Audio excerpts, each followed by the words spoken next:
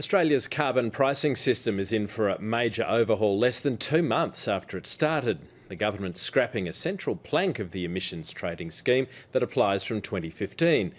Instead of having a floor price, big emitters will now pay whatever the going rate for carbon is in Europe.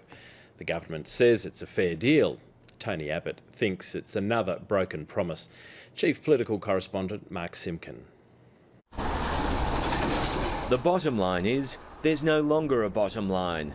From 2015, Australia's carbon price can go as low as the market wants it to. We think this is a very good public policy position to adopt. No ifs, no buts. Tell that to Tony Abbott.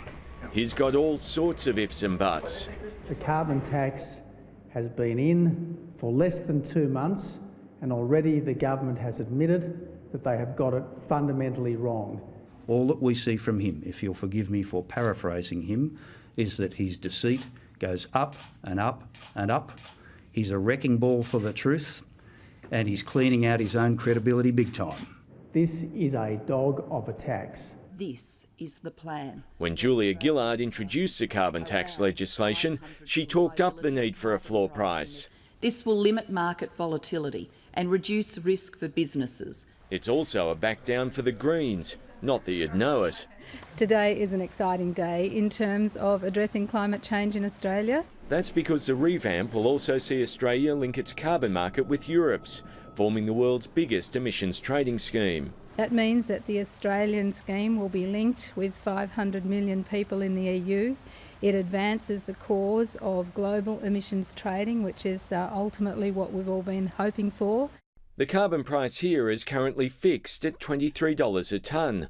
In 2015 it'll float, but under the original plan it wouldn't have been able to fall below $15. With the floor now demolished, Australia's price will mirror the one in Europe, where pollution's going cheap at present, below $10 a tonne. If the price stays in the doldrums, it could cost the government billions. The budget's relying on a carbon price of $29 a tonne in 2015, so anything below that will affect revenue. As one source put it, Labor's taking a risk, but market mechanisms are all about risk. It is 3 years away. 3 years away. The Treasury modelling is something that we stand by. Which means the government's also standing by its budget forecasts. Mark Simkin, ABC News, Canberra.